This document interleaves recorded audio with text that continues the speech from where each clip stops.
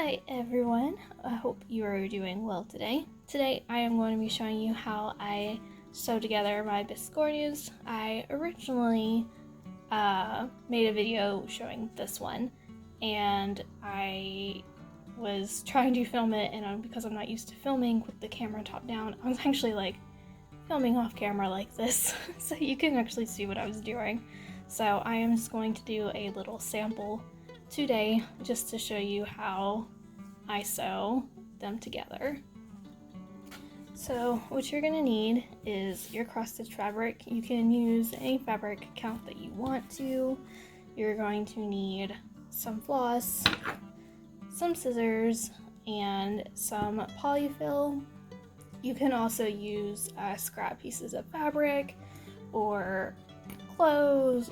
I know some people save their threads that they don't use when they're stitching, like the threads that you cut off at the ends, and use those if you get a bunch of them. So there's many different things to do that. Okay, to start off, you actually just get one strand, and we are going to backstitch our squares around our design. The only thing that I recommend is that it is a perfect square. It doesn't matter if it is an even or an odd number size. Either way, you can make it work. And so you just start, I'm going to start up here. It's just a scrap piece of fabric that I found. And hold the back there. And you're just going to backstitch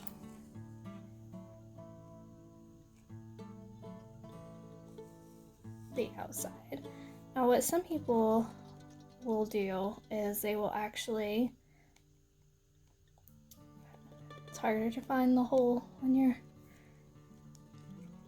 got a camera in front of you, but they will actually do a little notch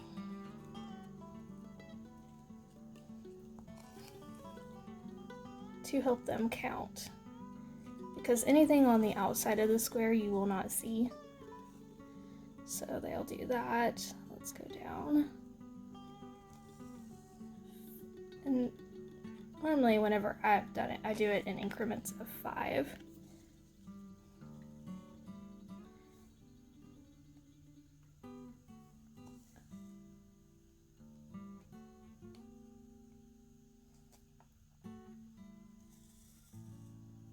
So that is 1, 2, 3, 4, 5, and then do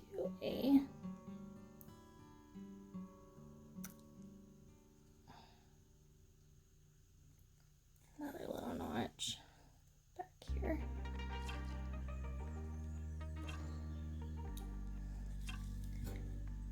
Like that. And then keep going around. So I'm going to go ahead and backstitch both of my squares because you need one for each side, and after I get these stitched I will show you what to do next. Okay, so after you have both of your squares stitched, you want to make sure you leave room around them, because now you're going to trim roughly about 1/4 inch from them. You don't need too much fabric.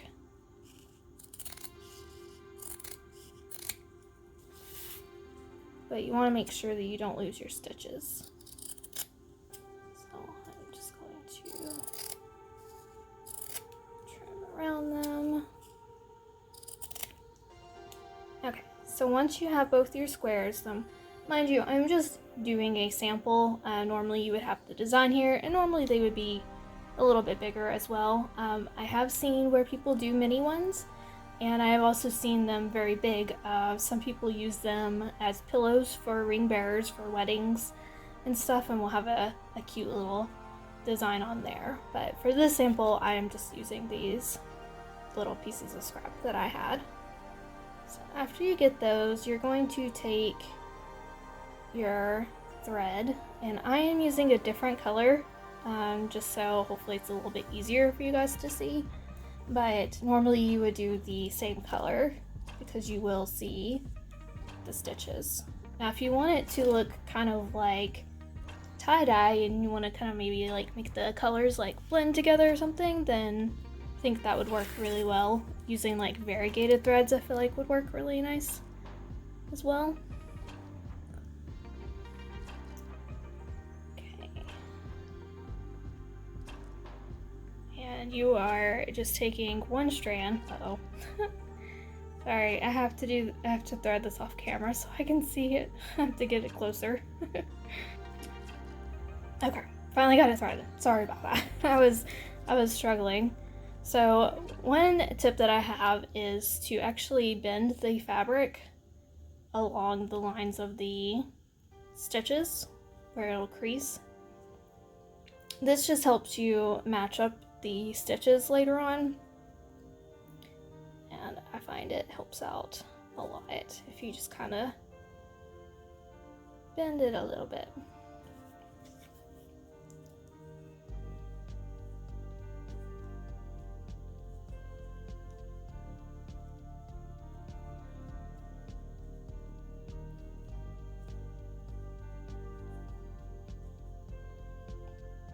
Okay, so now that you've got both of those bent, you are going to start in the corner of one. So I am going to just attach this thread on the back. I am just looping it around to make a knot. Sorry, that's off camera there. So yeah, I'm making a knot and I'm trying to make sure that extra piece of thread will be going in the middle, and you will just stitch up there. So what you're going to do is you're going to take this piece and you're going to stitch into the middle of it. That's another reason why it's a little bit easier to do these little notches. One, to help you keep count and make sure that your stitch in the middle is square and everything, but it also helps when getting Biscornu started. So we've come up from the back, and then we are going to bend these together, and you are going to start whip stitching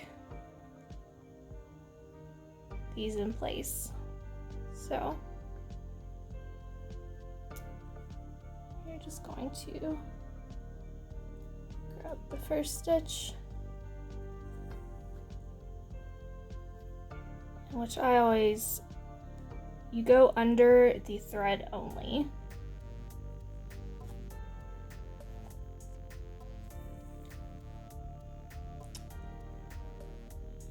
I'm just using some scrap thread that I had, and it is really knotting on me, so hopefully you don't have the issue like I'm going to have. And you pull it tight, and you're just going to keep going down. So you're going to pick up the loops on these two. That's why it helps to have these folded together. And then you're just going to, oh, I must not have caught the first one. Okay. So don't do like that. Make sure you catch both loops. Sorry, I just noticed my camera was blurry. I will try to make sure it doesn't do that. So yeah. Just catching the stitches. That is all you want to do, is catch those two stitches.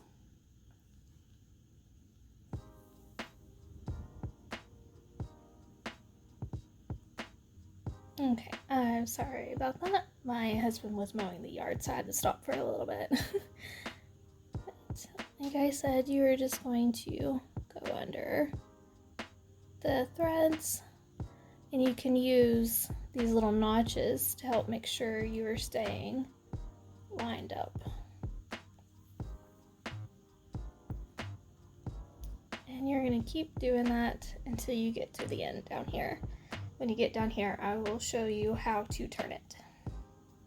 Okay, so I am just going in that last stitch right there. And so what you're going to do is you're going to go into the next one on the bottom piece. So I'm only catching that bottom one. And then you're going to fold this corner in. Mind you, I'm only going through that bottom piece right there. I'm going to go ahead and pull this one tight, and then I am going to go in the first one around the corner.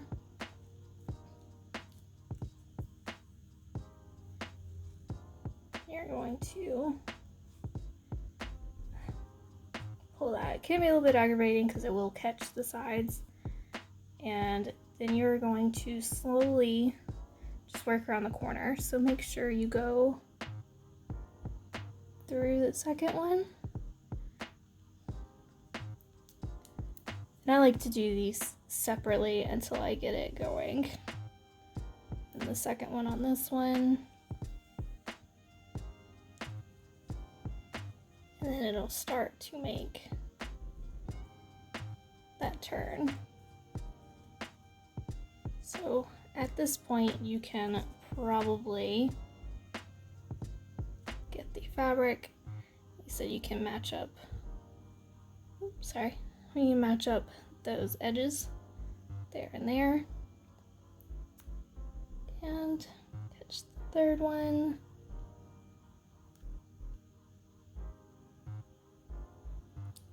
Can't tell if I'm catching it or not. There we go, catch the third one there. And pull it. So about the third one is when you'll start getting that turn really easily there.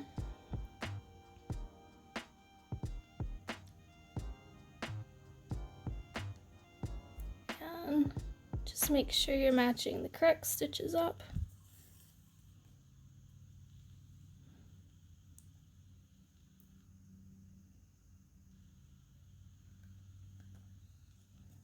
And if you've done those little notches, that makes it a lot easier because you can just make sure that they match up like that.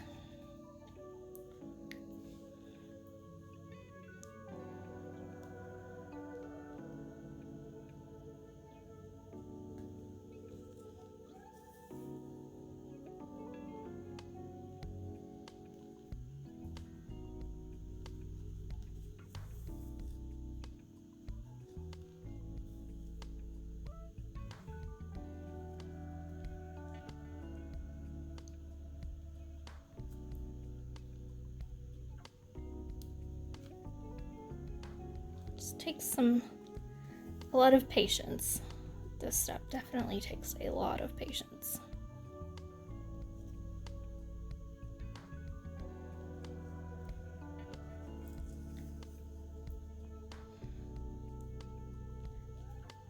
And here is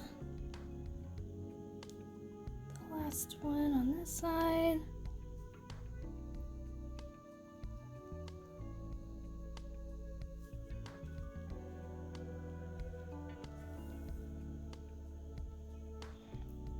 And then you're going to do the same thing. I'd go ahead and fold this bit of fabric down a little bit. Come over here, catch just the first one. Go ahead and pull it through, and then make sure you just catch the first one on this side.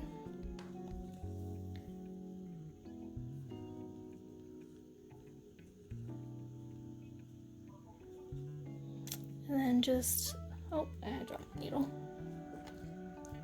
Then just slowly work your way around. The main thing is just, especially with your first one, just take it slow. And pay attention to which loop, I'm sorry, you are going through.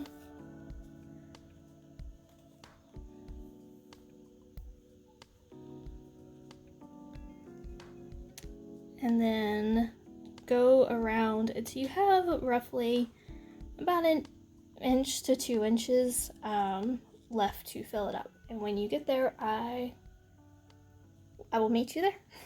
So now that I've got the majority of the sides sewn up, depending on how big yours is, you might wait until you get down to like one of the last sides or something, but since this one is so tiny, it's like a little baby compared to the other ones, I've got 2 full sides left. So now I'm going to take my polyfill and make sure the string is out of the way, and you're just going to stuff it in there. Now, depending on how tight you want yours, like this one is pretty stiff, but this one, which was actually a gift to me, they didn't put quite as much in it, but it's really soft. And it also depends on how tight you want the button in the middle. So this one, like, they put theirs very, very tight, and so it really gives it that look, while this one, I didn't pull it quite as tight in the middle. The dip isn't quite as noticeable. So just personal preference there, but you're going to stuff it with however much stuffing that you want, and then you are just going to continue stitching it up. And then once you get closer to the end, if you realize you need some more stuffing, you can go ahead and add a little bit more as needed. Something else I forgot to mention is some people actually like to add beads around the outside. I've never actually done this before, so I'm gonna add a few on here. And from what I understand, you just add them to your thread. I think this needle should work. Yeah.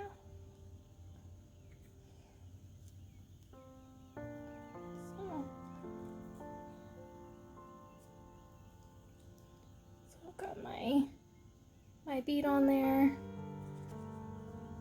and I'm just going to around this corner.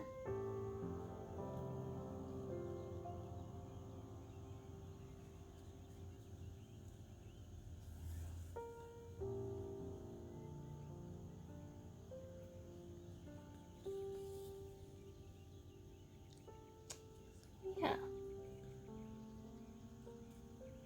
I will have to try to add beads on my next like actual Biscornu I make, because I think it could look really, really cute.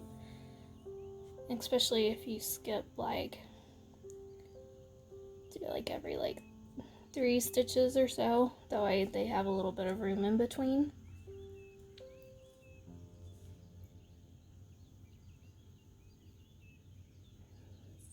Third one.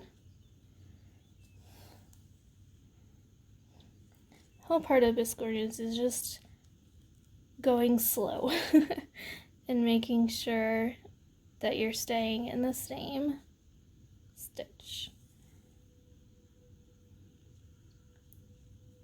So I'm gonna go ahead and add another one.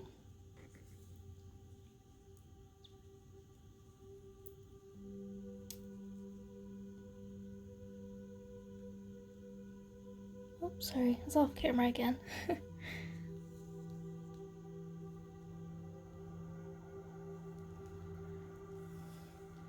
If you're also doing a bigger Biscornu, this will be a little bit easier than me trying to do this little mini one and showing you.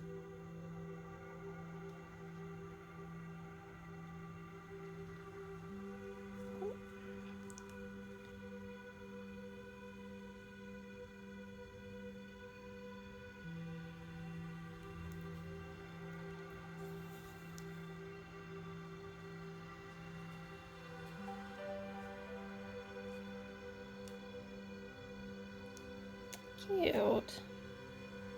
Alright, so I'm going to finish stitching over to this side. I'm going to actually add a few more beads just so you can see what it could possibly look like. and then I will show you how I finish it up at the end. Okay, I am on the last stitch there, so I'm just going to pull through.